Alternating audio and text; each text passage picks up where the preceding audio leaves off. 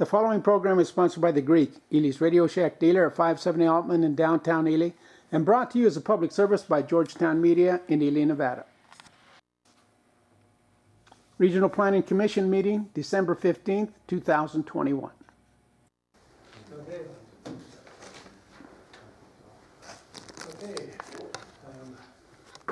Calling the meeting to order, December 15th, Planning Commission. And Jesse, if you lead us in the pledge.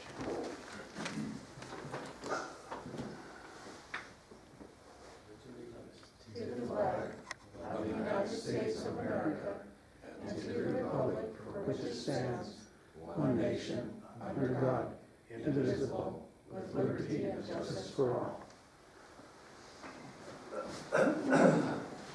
This is the December 15th meeting of Regional Planning Commission.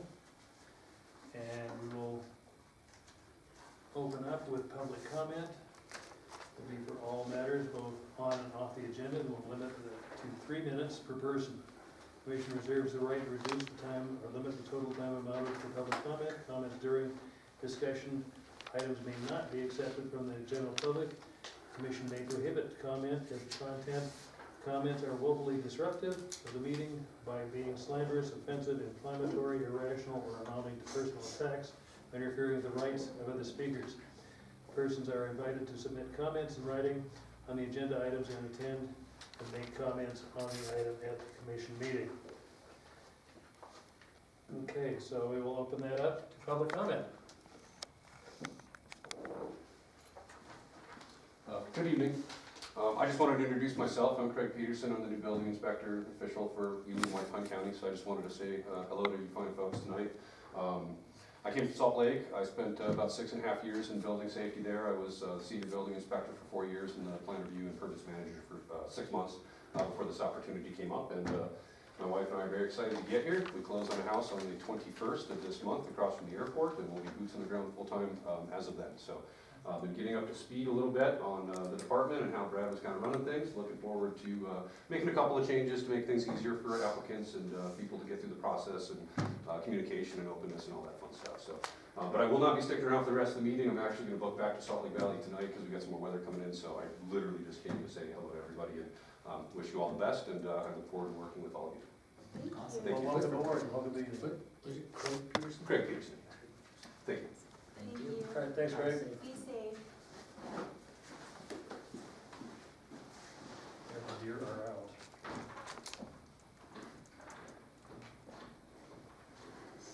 He's able to.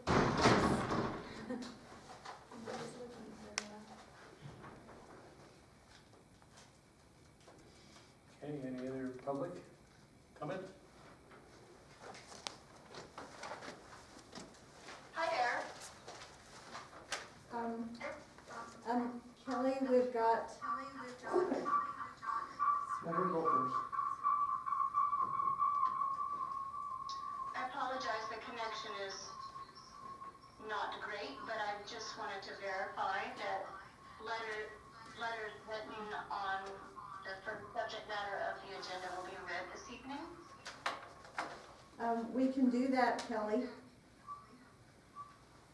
Okay, thank you. Okay.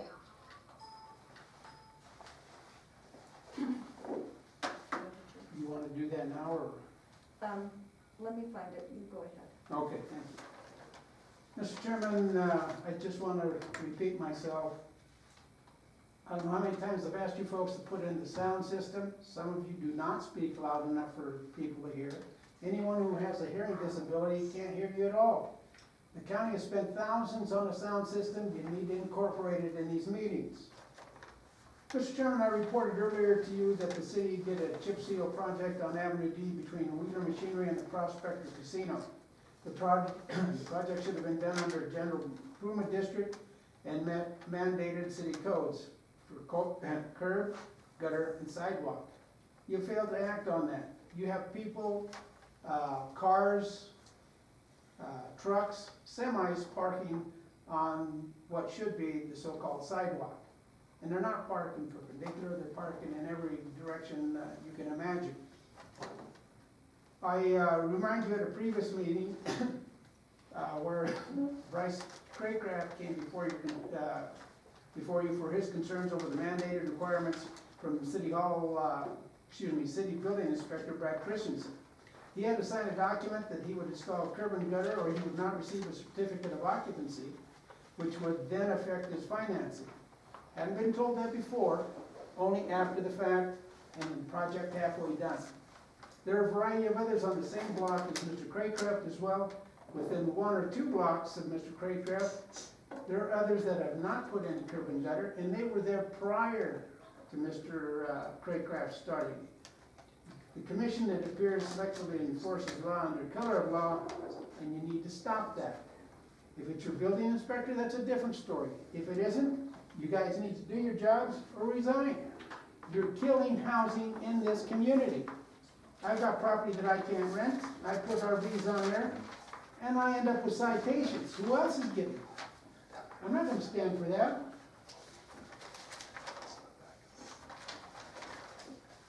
Mr. Chairman, earlier I reported the new design of the parking lot at the convention center does not meet minimum ADA requirements. This goes back to May of 2020. Again, we either have rules and regulations or we don't. They need to comply. At an earlier meeting, Mr. Chairman, I requested a list of properties and individuals that the city has permitted and allowed to park RVs on the city lots or city streets while living in them. I attended your meetings on a regular basis and I've not seen one application for consideration. Just recently, within 75 feet to 100 feet, the Councilman Kurt Carson and Jim Allworth, RV sets up, plugged in, no problem on the city street. And yet you guys, or somebody gave me a citation, 2 of them, not gonna happen. We have these others. Mr. Chairman, you have yet to check on those. I wanna know what the problem is. That one goes back to 2020. Here's another one, March of 2021. No answer. I want that list. Either you get rid of the rules, or you modify them, and I want you off my back. I'm not saying you particular, but someone has got it in for me, and I've got empty lots just sitting there while others are parking on city streets in violation of city code, not being ticketed, and nothing happened. That needs to change. Mr. Chairman, I also reported earlier. Mr. Chachas, your 3 minutes is up. Oh, Okay, I'll be back. All right, thanks, Jerry.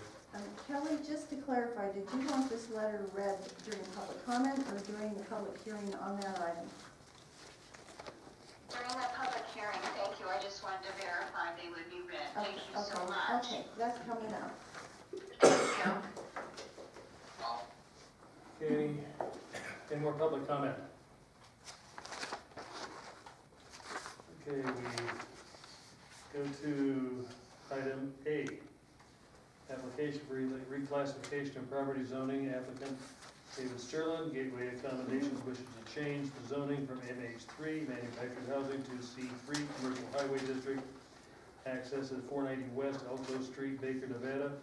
APN 005-156-05, lot 11 and 12, block 12 of the Baker Town site. Mr. Chairman, we have an email to be read into the record. Okay, Start my time. Okay. Dear White Pine County Planning and Zoning Department, I oppose the requested zoning change at 490 West Elko Street, Baker, Nevada, proposed by David Sterling. I am a permanent resident residing at 545 West Carson Street, Baker, Nevada.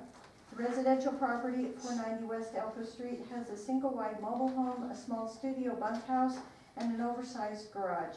The land was sold by my family in 2008 to Miguel and Moisena Torres. The mentioned improvements to the property have been made over the last 13 years and enjoyed as a residence. The Patrick and Christine Philman Trust purchased the property earlier this year, remodeled the mobile home with intention of making it a long-term residential rental. After only several months of ownership, The residential property was then purchased by Mr. David Sterling. I had a conversation with David regarding his